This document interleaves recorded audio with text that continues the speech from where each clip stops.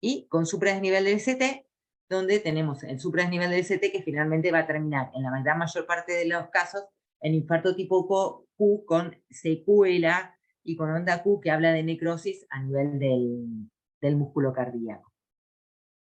Acá tenemos un electrocardiograma con el supradesnivel del ST, siempre en 2 o más derivaciones contiguas. Generalmente para reperfundir se habla de que uno necesita 1 milímetro de supradesnivel en las derivaciones de los miembros o 2 milímetros en las derivaciones precordiales. Y hay que tener en cuenta que un 20% de los síndromes coronarios agudos con elevación del ST no desarrollan ondas Q. Y que el 10% de los síndromes coronarios agudos con infranivel del ST desarrollan ondas Q en la evolución. O sea que son todos graves. A los fines prácticos hay que tener en cuenta y hay que cuidar mucho a estos pacientes porque cuanto más onda Q, peor pronóstico, más desarrollo de insuficiencia cardíaca, que la insuficiencia cardíaca es el cáncer cardiológico en sí. Los pacientes con insuficiencia cardíaca tienen muy mal pronóstico en general. Y el electrocardiograma constituye siendo la herramienta guía en la conducta inicial, y generalmente el electro y la evolución y el cuidado de estos pacientes es complejo y muy dinámico. Bueno, vamos a hablar del tratamiento. Primero, lo que tenemos que hacer siempre es la estratificación de riesgo isquémico y riesgo hemorrágico.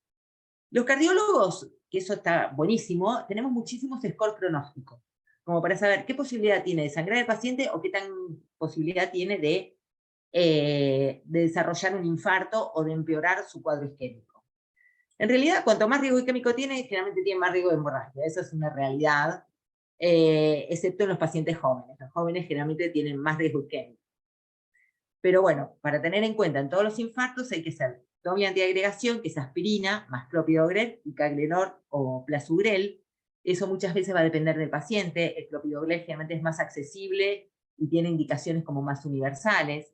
El Plasugrel está contraindicado en gente que ha tenido un accidente cerebrovascular previo por la posibilidad de sangrado, en menores de 60 años o en mayores de 80 años, 25-80 años. Y el ticagrelor tiene una unión reversible a las plaquetas. Entonces, cuando uno sospecha una posibilidad de derivar al paciente a cirugía de revascularización miocárdica, puede ser de elección el ticagrelor.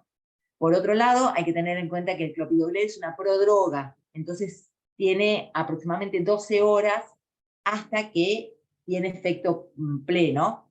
El prasugrel es droga pura, que digamos, no necesita ningún tipo de metabolismo, con lo cual ya en media hora va a ser su efecto.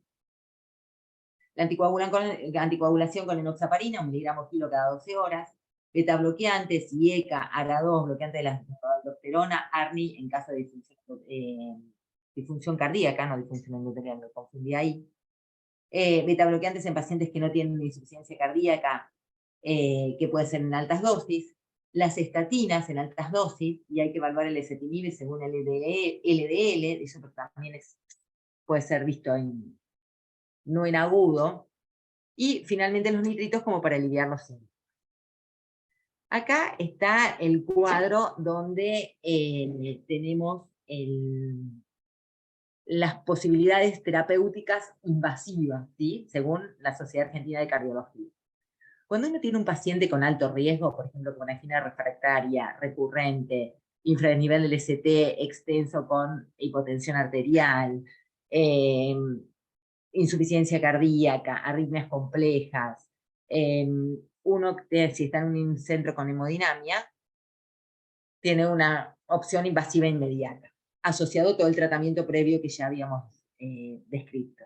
Si el paciente, si el centro no tiene hemodinamia, hay que derivarlo urgentemente a un centro donde puedan llegar a hacer la parte invasiva.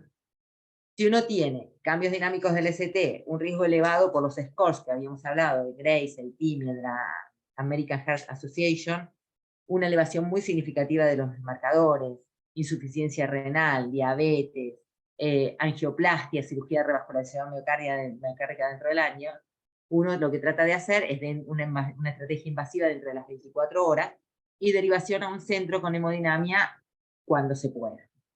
El tema está que lo que estamos hablando acá es de estrategia invasiva en pacientes de alto riesgo. ¿Sí?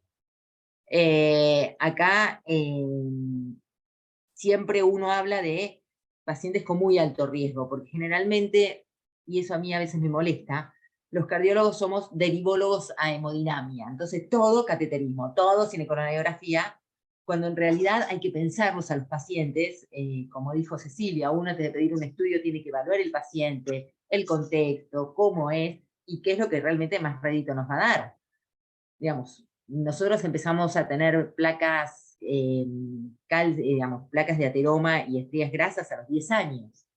Entonces, obviamente, cuando un paciente llega a una edad avanzada va a tener alguna placa en sus arterias, digamos, parte de la evolución natural de la vida. Entonces hay que elegir bien qué pacientes le hacemos los estudios y cuáles no, con riesgo-beneficio. Cuando el paciente tiene disfunción ventricular izquierda, que también es alto riesgo, como dijo Cecilia, asociación con valvulopatías significativas, lo cual la valvulopatía significativa va a tener que eventualmente ser derivada a cirugía, y score de riesgo intermedio, digamos, se plantea una estrategia invasiva durante la internación dependiendo el cuadro. ¿Sí? Una indicación 1A o 2C en caso de la valvulopatía significativa.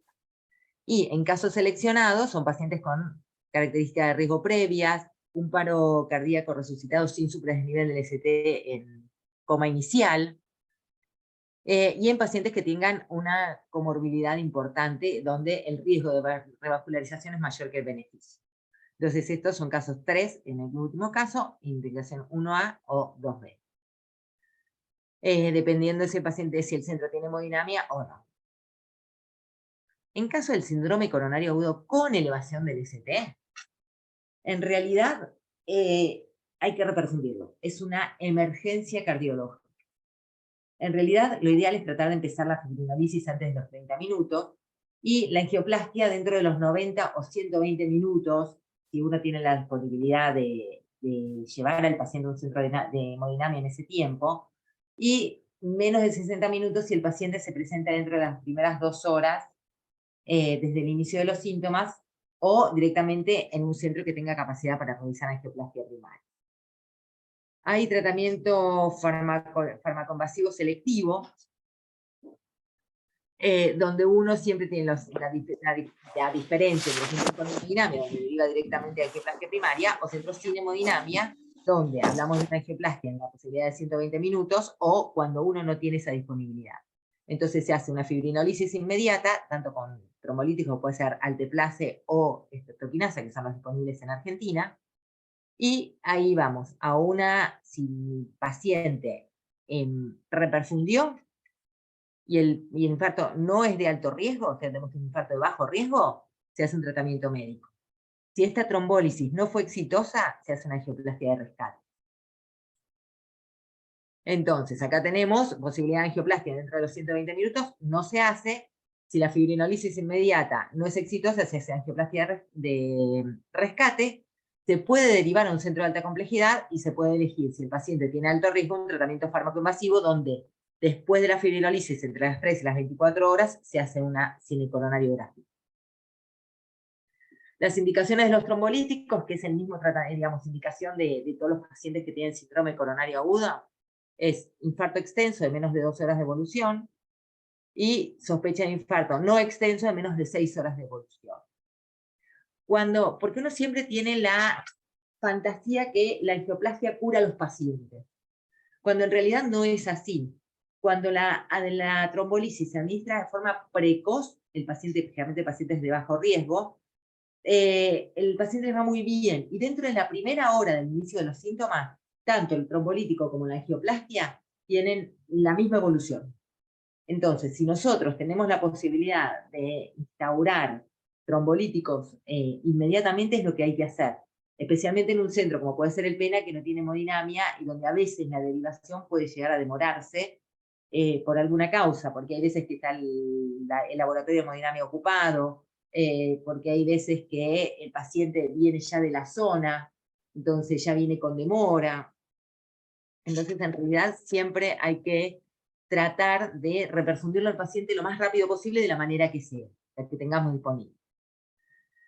Tipos de trombolíticos, tenemos la streptoquinasa, que es de primera generación, es el más económico, digamos, sale 1/3 de lo que sale el alteplase, pero tenemos complicaciones hemorrágicas locales, hemorragia intracraneal, hipotensión y bradicardia, a veces puede haber hipertensión, puede haber reacciones alérgicas porque está hecho con suero equino. De hecho, uno tiene 7 días y el paciente se reinfarta para volver a pasar la streptoquinasa. Después de los 7 días hasta el año hay una contraindicación para pasar de vuelta a streptoquinasa.